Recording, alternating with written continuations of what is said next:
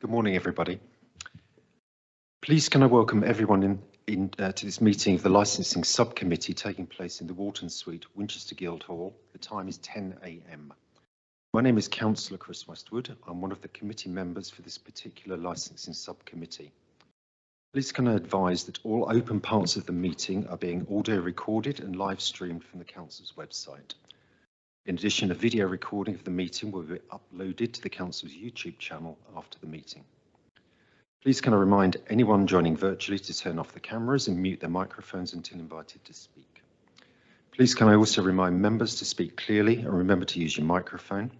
In addition, please speak directly into the microphone and don't turn away when speaking, as this will ensure your comments are picked up for the audio and video recordings, as well as improving the audibility within the room. Finally, can I please ask everyone to ensure that mobile phones and other electronic devices are on silent or switched off entirely. So moving on to the agenda and the procedure for this meeting. Item 1 is to confirm the chairperson for the meeting. Members, may I ask for your confirmation of my chairmanship of this particular subcommittee? Is that agreed? Agreed. Thank you. Item 2, disclosures of interest. Do members or officers have any interest they wish to disclose? Thank you. Moving on. Item 3, application for the new premises licence, Old House Hotel, The Square, Wickham, Fareham, PO 175JG, report number LR566. The hearing regulations require that the hearing should take the form of a discussion led by the subcommittee and that cross-examination will not normally be allowed. We will be following the adopted procedure for these hearings, which is set out on the reverse of the agenda paper. Each party will be allowed equal maximum time to exercise their rights at the hearing. I will exercise my discretion to allow additional time if necessary, taking into account the requirement to allow all parties equal maximum time. Only those points contained in the written representations to the report and supplementary documents can be raised. No new evidence can be considered except with the agreement of all parties. I'd like to introduce my fellow councillors on the subcommittee. Councillors? Can you make sure you speak into the microphone? Councillor Bathurst. Thank you. And Councillor Atchwell. Thank you. The subcommittee has read all the written comments on the application, which are included in the report. I understand that the following persons wish to address the subcommittee. So Tracy Terry, licence holder and DPS, Old House Hotel. Rob Terry, Old House Hotel. And John Walsgrove, John Gorton Partners. We can only consider issues relating to 4 licensing objectives, which is prevention of crime and disorder, public safety, prevention of public nuisance, protection of children. The subcommittee will also have due regard to the national guidance and the council's licensing policy. Can I please ask Licence Manager Claire Humphreys to introduce the report? Thank you. Good morning. Just to clarify, I'm Licensing Officer. Thank you. So this is an application for the grant of a premises licence under Section 17 of the Licensing Act 2003. Premises is the Old House Hotel, The Square, Wickham. The application proposes the supply of alcohol for consumption both on and off the premises and late night refreshment. Full application can be seen in Appendix 1 to this report, page 17 of your report bundle. There have been no representations received from responsible authorities. Representations have been received from one other person, which is against the application. The representation is set out in Appendix 2, page 39 of the report, and this representation relates to the prevention of public nuisance. Members are reminded that they may only take into consideration matters which relate to the 4 licensing objectives and within the control of a licence holder. If the subcommittee were minded to grant this application, there are conditions set out in Section 5 of the report to consider. The subcommittee may reword these as they feel appropriate in order to promote the licensing objectives. This premises does have a licence in place. However, at the time of the application, the application was submitted, a transfer had not been completed. Therefore, the applicant decided to proceed with the new application. The application today must be considered on its own merits. Please would members also note there has been a typo on page 15, number 1, I in brackets of the report. This should read Sunday to Thursday, 10 to 0000 and not 0030 as it is in the report. Welcome any questions you might have. Thank you. Councillors, do we have any questions? I have some.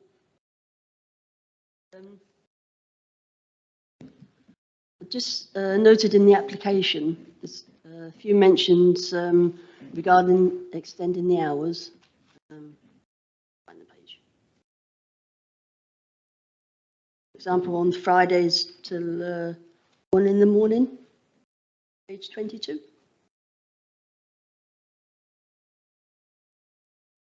And it notes further on that this is in line with the King's Head pub in Wickham.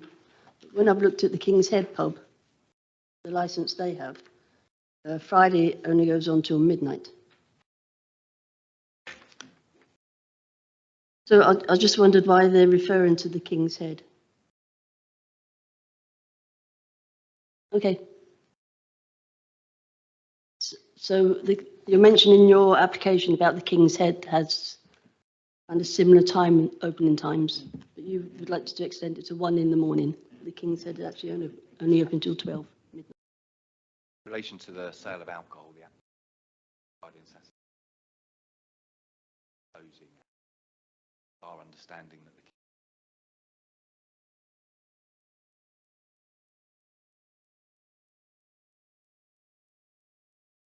Okay, thank you. When you're speaking, can I ask you just to get a little bit closer to the microphone? It's just a bit louder for us. Thank you. Any other questions? Matthew? Okay. Would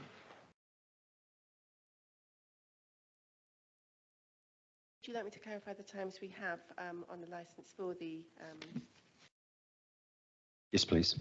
So the supply of alcohol is Sunday to Thursday, 10 AM till midnight. Friday and Saturday, 10 till 12:30 midnight. And New Year's Eve, 10 till 1, going into the 2nd of January. 10 till 1 on Christmas Eve, Boxing Day, Friday, Saturday and Sunday, and Monday of any bank holiday weekends.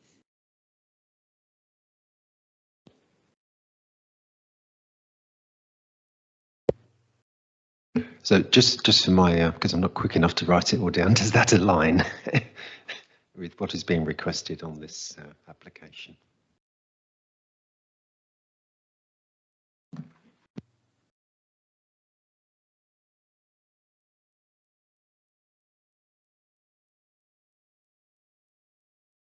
certainly from the applicant's point of view, is exactly the same. Okay, Sorry, that's I can great. confirm, yeah. Thank you for the clarification, both sides. We have no further questions. Can I ask, I presume, I don't know which one of you wants to speak, but you can speak, are you? So. Thank you, Councillor. Yes, I'll be making representations on behalf of my clients. Just to give you some background to the application, obviously this hotel has been licensed previously for many years, but unfortunately the last business was not successful and it's been closed for approximately 3 years. My clients acquired the premises a couple of months ago, and obviously their intention is to reopen the premises as a premium hotel, restaurant and bar and retail premises. As you've heard from the licensing officer, the premises license in existence previously had been suspended for non-payment of the annual fee. Now, during the acquisition of the premises, my client could have transferred that license, but unfortunately there was some confusion as to whether that license was actually still in force, whether it had lapsed, whether it was surrendered. Obviously, when they came to me, I made those inquiries, found out that literally the non-payment of the annual fee, and so that was paid and the premises license was transferred. So my clients already do hold a licence for these premises. And although you have to determine this application for a new licence, I would ask that you give weight to the fact that there has been a premises licence for many years. And as you'll hear from me in due course, as far as we're aware, there haven't been any complaints about noise or crime and disorder as a result of using that licence. So what's the difference between this application and the existing licence? It's the additional hours on Friday, Saturday and Sunday. So for the Friday and Saturday, the current licence permits the sale of alcohol until midnight. So effectively, we're asking in this new application for 30 minutes extra on Fridays and Saturdays. And in relation to the Sunday, the current licence permits alcohol until 11 p.m. and we're asking the sale of alcohol to go to midnight, so 1 hour on a Sunday. So overall, 2 hours a week. That's the difference between the application before you and the licence that my clients currently hold. There is one other difference, and that is, quite unusually, the existing licence doesn't have late night refreshment, which, as the Experience Committee you'll know, is the service of hot food and hot drinks. So at the moment,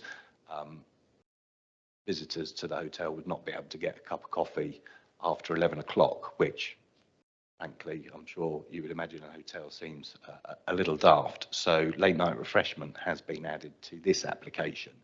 And that's one of the principal reasons why we've asked for this hearing to go ahead and for you to make a determination, because we could have simply used the old licence, but of course we'd have to apply for a variation to add late night refreshment as a matter of course. And having looked at the other licensed premises in Wickham, they do have later licenses, particularly the King's Head, and my clients took the view that they didn't want people leaving their premises to move across the road to the King's Head, which is sort of opposite side of the square.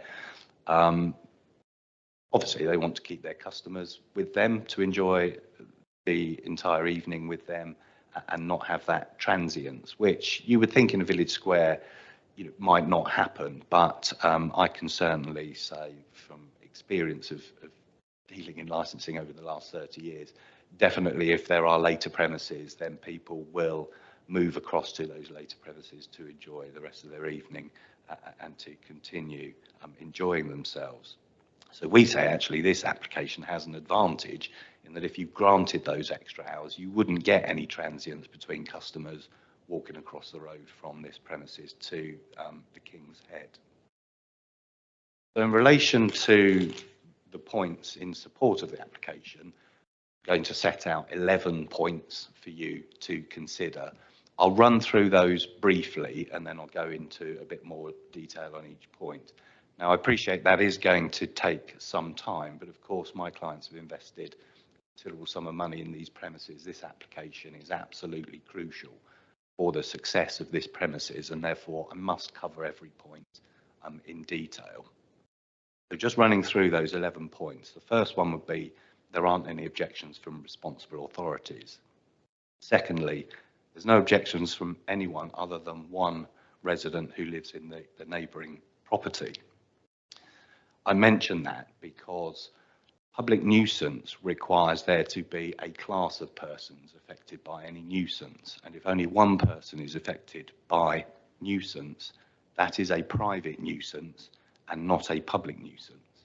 And therefore, respectfully, would suggest that you cannot find there is a likelihood of public nuisance on the evidence of just one person. Thirdly, in any event, there are no history of any complaints regarding noise nuisance, and certainly on the acquisition of these premises, my client undertook the normal due diligence and asked those questions of the seller regarding any complaints, reviews, etc., etc. There are none. Fourthly, there aren't any conditions on the current licence which restrict the use of the internal, external area of the premises, and having read the letter of representation, you will know the lady has asked for various conditions to be added regarding not only the use of the garden at the rear and smoking, but also restricting use inside so that only meals can be consumed at the rear of the property. Fifth, the hours, as we've already discussed, are in line with the King's Head, and that premises is also in very close proximity to residential premises, same proximity as this hotel. And again, as far as I'm aware from conducting a search of your licensing registers, I'm not aware of any license review previously for the King's Head, nor of any complaints about noise. And that's a key point, because had concerns been raised about other licensed premises causing noise for residents in Wickham Square, I'm sure Environmental Health would have had some comments on this application. Sixth point, and this is important for my client to mention, perhaps less weight will be attributed to this point by the committee, but nonetheless it is important to mention that if the licence is not granted in the terms that we seek, i.e. with the hours akin to the King's Head and without restrictions in respect of the garden and use of the internal premises, it will not be a viable commercial proposition. Proof of which is that the last hotel owner unfortunately could not succeed within that business. So my clients are changing the style and nature and character of the premises to make it an even more premium offer. But if they have restrictions on how customers can use that premises, their business plan would not succeed. That would leave a property with 2 attempts at running a hotel failed, and effectively the only alternative for this building would be to convert it to residential properties, which we say would in fact be less of an asset to the community in Wickham, and indeed may well impact more severely on the local resident who's raised an objection.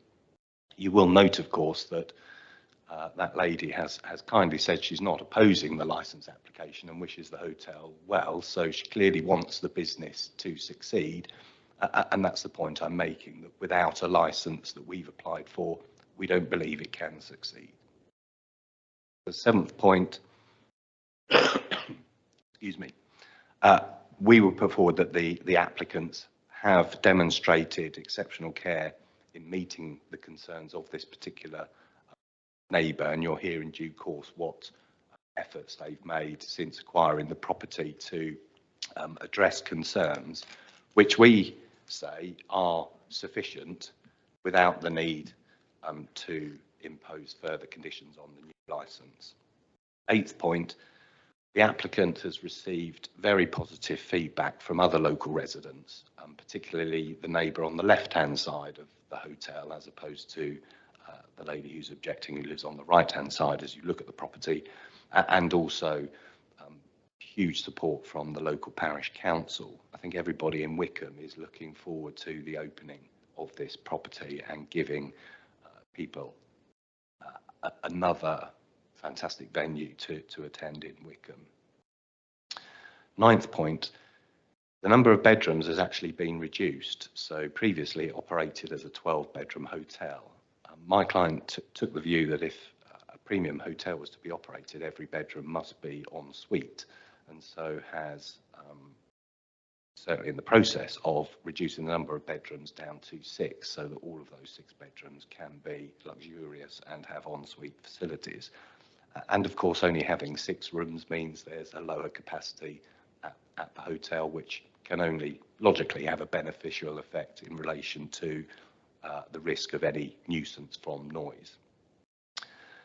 Point number 10, air conditioning has been installed at the hotel at a considerable cost, over 6-figure sum, and obviously the inclusion of air conditioning within the hotel means that windows and doors can remain closed. Obviously will need to make sure the air conditioning is working properly, and again this is a substantial benefit to reducing any risk of potential noise nuisance. Not that we say there is any risk, but these are positive points that we can put forward to show that even the most small risk has been addressed properly. And lastly, point number 11, you will, as an experienced committee, be aware of the power of review of a premises licence under the Licensing Act. I mention this point for the benefit of those who have made a representation. A review can be bought by anybody at any time. It's a very quick process from submission of an application.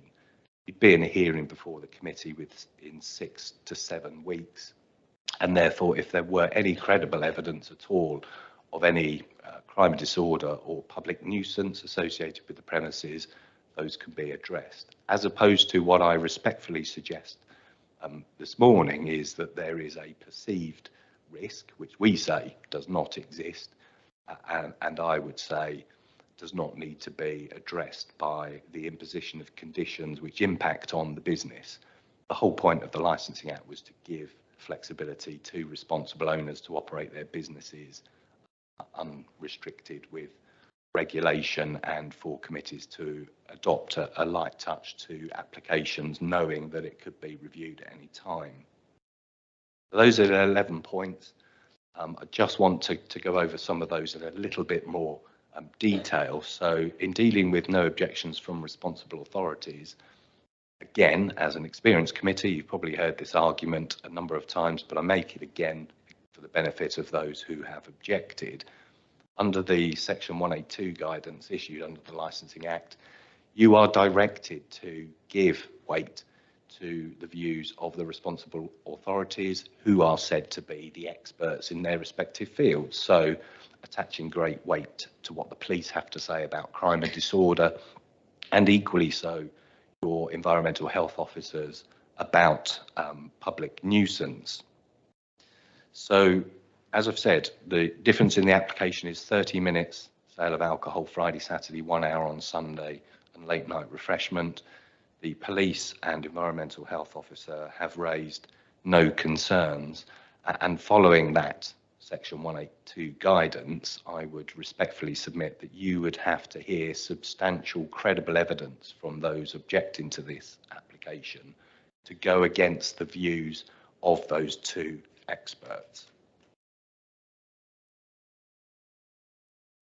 In relation to the second point, where I raised the issue of whether one person suffering nuisance is a private or public nuisance, you only have the one representation from one resident. And in fact, my client has spoken to numerous other residents, including the neighbour on the other side, who all support this application and have confirmed they've had no issues with the running of the premises in the past.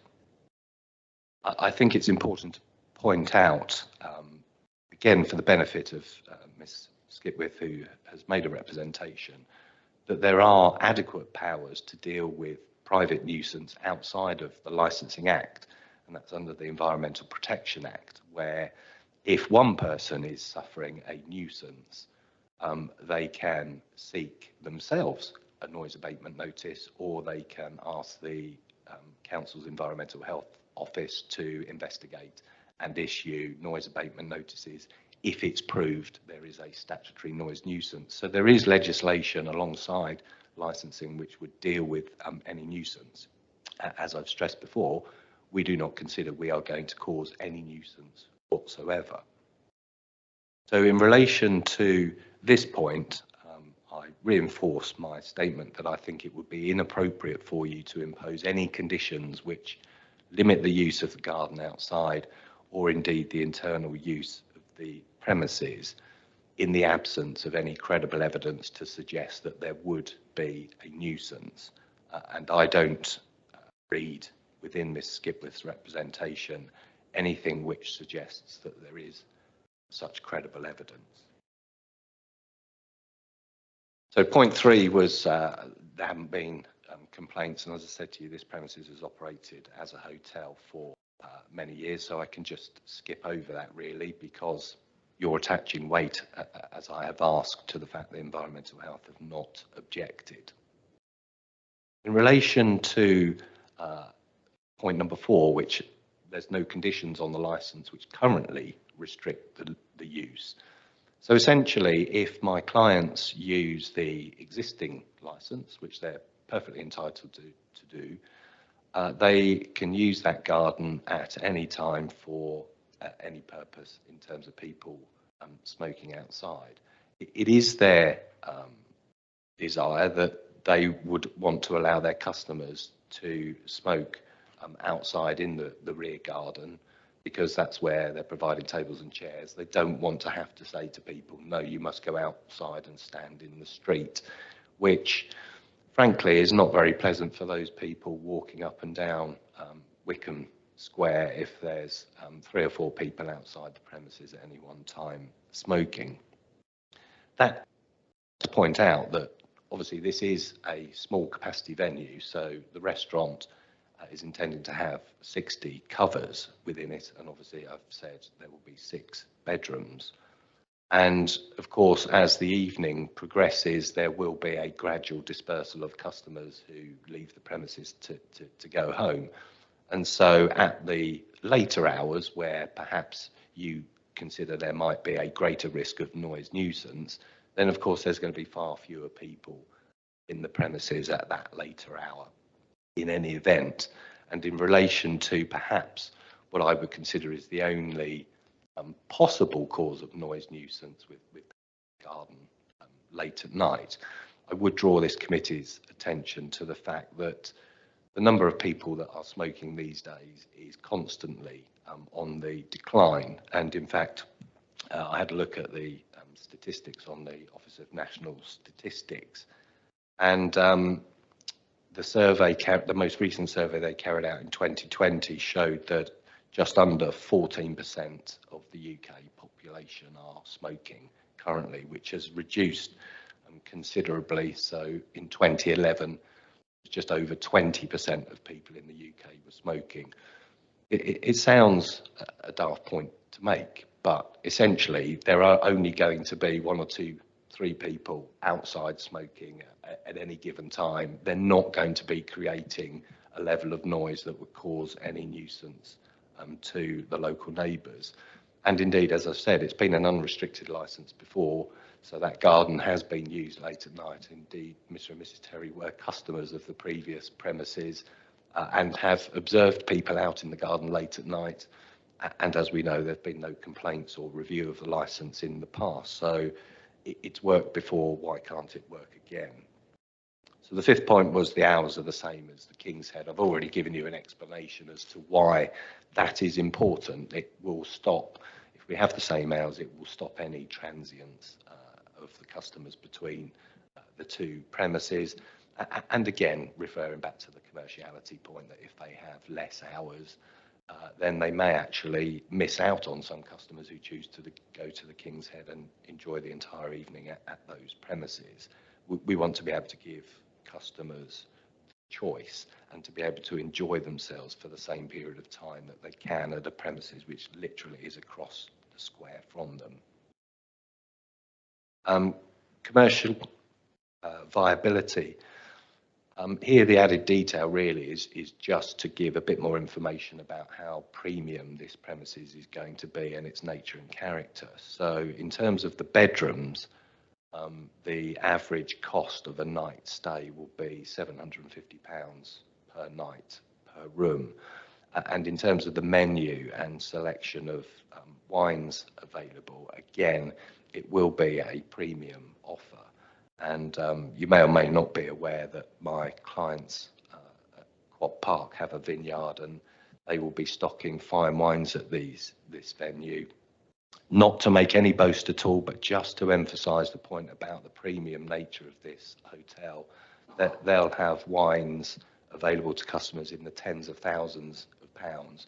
We're not talking about a local pub looking for an extension of hours where people are going to come and drink as much as they can and then cause nuisance. We are talking the highest quality premises where people are coming to enjoy an evening out, and they are not the sort of people that will be getting so drunk that they cause a nuisance to people nearby. I think the most important point is number 7, is about how my clients have approached this project in terms of their conversations with local neighbours.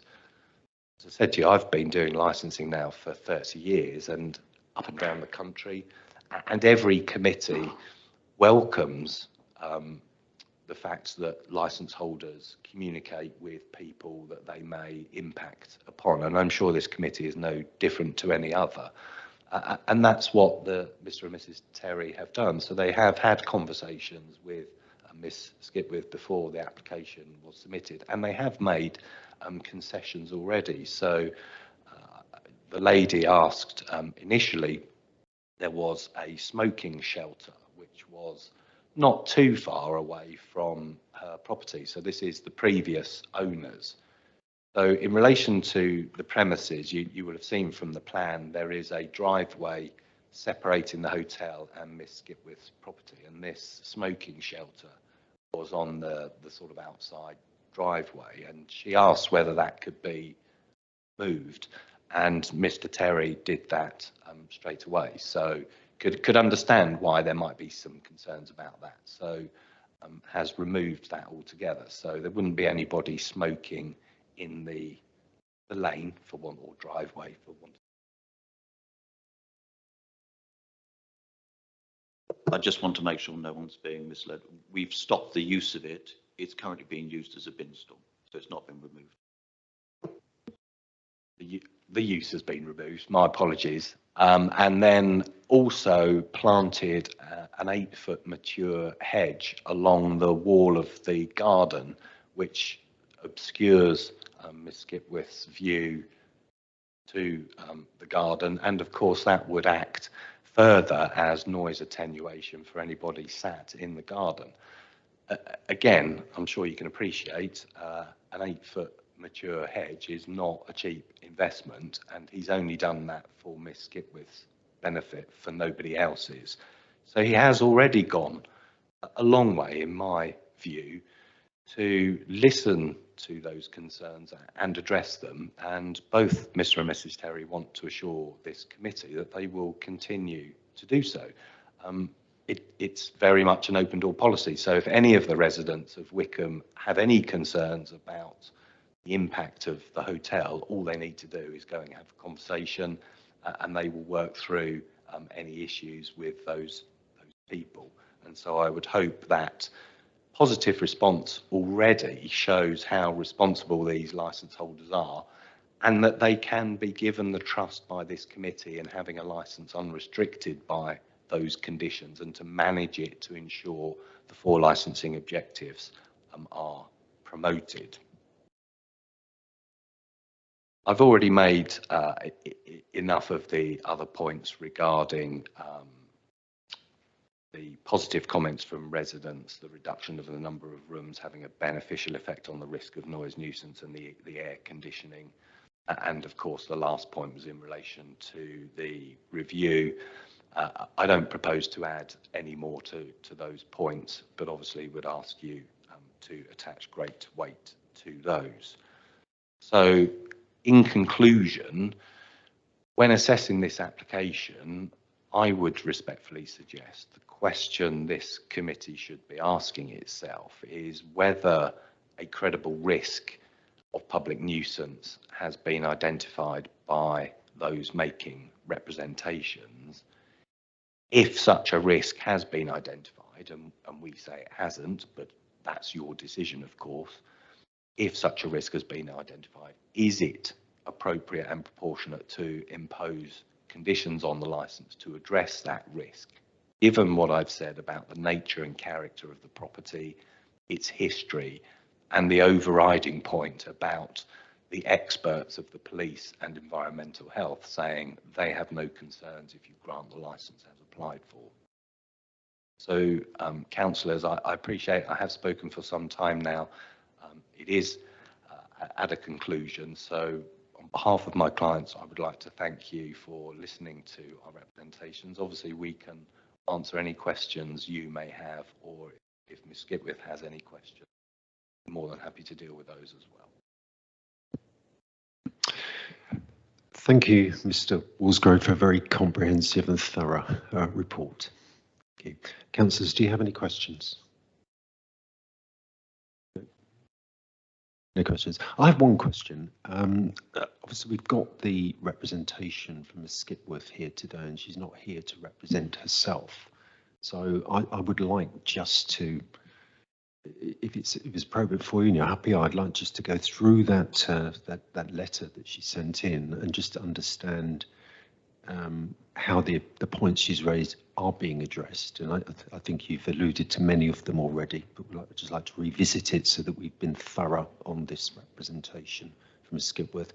Can I ask, you said you've spoken to Ms. Skipworth, which is I believe so. Is that correct? My client has. Your yes. client has. Can I ask your client then, did you speak about these points directly with Ms. Skipworth that are contained in her representation? The only point that she raised with us was concerns about, sorry, the only point that Ms. Skipworth raised with us was concern about the smoking shed and the proximity to garden. And in fact, it wasn't even that, it was sometimes her grandchildren stay in that particular room and she didn't want smoke near that room. She didn't even raise a concern about noise at that time. Okay, thank you.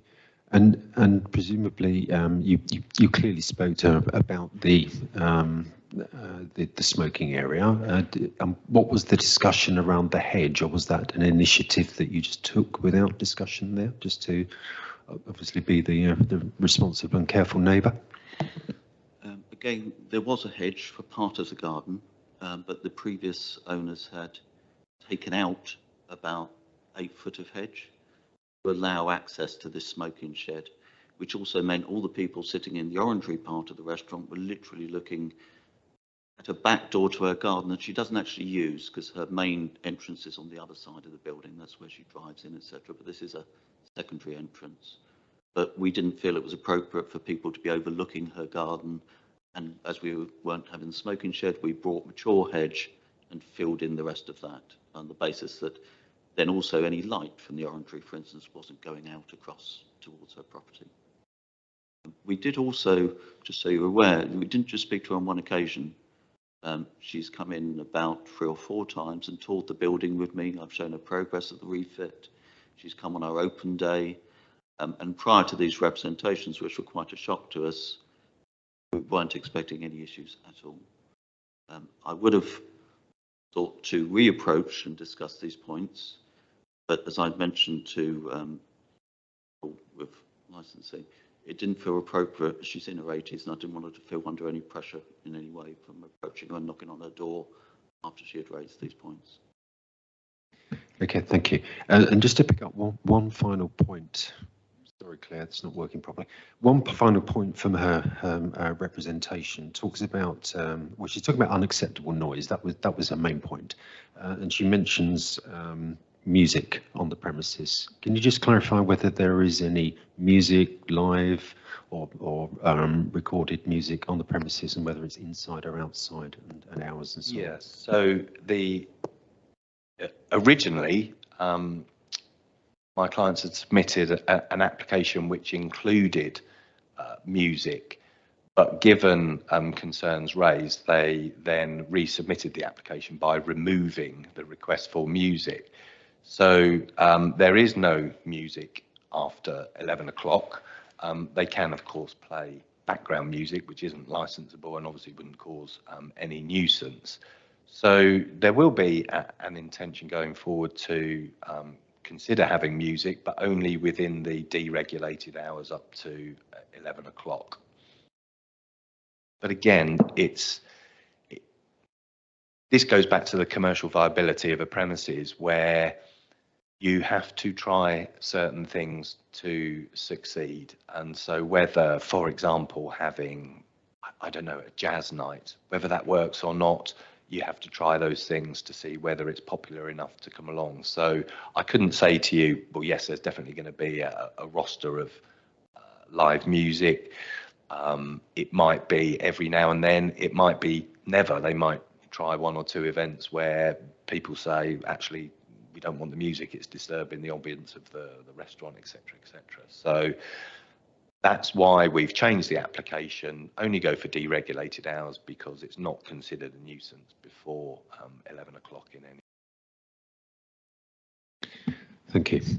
Ask one more time, councillors. Are there any further questions for either the officers or the applicant? Okay. So with no further representations here, I think I would like to. We'll have a question coming from. Sorry, Chair, not a question. I just wanted to clarify something for your benefit of the members of the panel. If there was live or recorded music on the licence and there were conditions, due to the Deregulation Act, those conditions would still be suspended during 8 and 2300. So it's just to clarify that even if there was that on that licence, the conditions still wouldn't apply during that time. But obviously, as Mr. Walgrove alluded to, there is the review process. That's when the conditions could be applied if it was something that can be looked at later on if there is. And I think just to add to that, to help you in your decision, so the existing licence, that has got conditions which relate to the playing of live music and recorded music. So when the former owner applied for a variation to add music in and to later hours, conditions were imposed limiting it to, I think it was 6 occasions a year. So under that existing licence, my client can use that and still have music. None of those conditions apply up to 11 o'clock. So again, the new application is absolutely no different to the permission they've already got. The only difference, as I say, the only difference is 30 minutes Friday, Saturday, 1 hour Sunday, and that's. Okay, thank you. I think at that point, I would like to adjourn the meeting for the committee to make their decision on whether to grant this licence or not. Thank you. Chair, before we do adjourn, have we cut the recording? Are we still live at the moment? Excellent. I appreciate you've addressed the various points. It might be worthwhile just making sure. Would that be a wise thing to say? Don't mind, Chair. Thank you. No problem. Okay. So in the absence of Ms. Skipworth, who's the one person with representation, the representation relates to the application made by Quad Park Estate Limited for the sale of alcohol and late night refreshments at the above address, which is for the purpose of this, the Old House Hotel, Square, Wickham, Fareham, PO17 5JG. The representation from Ms. Skipper goes on to say, I live in Wisteria House, which neighbours the hotel premises. I'm pleased to see the reopening of the hotel, but I'm concerned about the potential for unacceptable noise from the premises, whether late night customers or late night music, which could negatively impact residents living nearby, including myself. To minimise such disturbances, I request that the following conditions are incorporated into the hotel's licence to sell alcohol. 1, in the rear dining room's conservatory garden of the hotel, alcohol can only be served to accompany lunch and dinner. 2, there be no sale of alcohol beyond midnight on the premises. 3, customers are not to use the hotel's outside areas after 11 p.m. 4, customers are not to use the rear garden for the purpose of smoking. Customers who wish to smoke should be obliged to exit for the front of the premises and smoke in the square. Such customers are not to bring drinks outside while smoking. 5, any music at the premises should be limited to an acceptable noise level. Windows and doors should be shut after 11 p.m. to minimise noise leakage. Okay, so unless there's any further points, I will now adjourn the meeting for our deliberation. Thank you.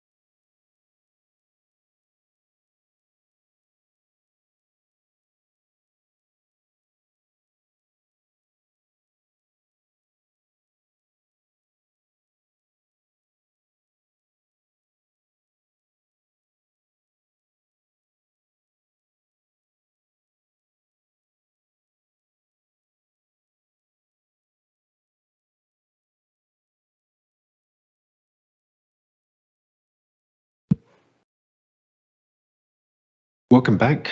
This meeting is now reopened. In reaching its decision, the subcommittee has carefully considered the application, the representations made by responsible authorities and other persons, and the applicant's evidence given today. It has taken into account the Council's statement of licensing policy, the public sector equality duty, the Home Office guidance issued under Section 182 of the Licensing Act 2003, the duties under the Crime and Disorder Act 1998, and the rights set out in the Human Rights Act 1998. The subcommittee has concluded that the application should be granted for the following reasons. The operating schedule arising from the licence application sufficiently promotes the licensing objective of prevention of public nuisance. No credible risk of public nuisance has been presented to us this morning, therefore no conditions need to be applied. There is recourse in the process of review of the licence and privately through the Environmental Protection Act 1990. The parties will be formally notified of the decision in writing shortly. This notification will include details of the right to appeal against this decision to the Magistrates' Court, which must be made within 21 days of the notification. The meeting is adjourned. Thank you, councillors.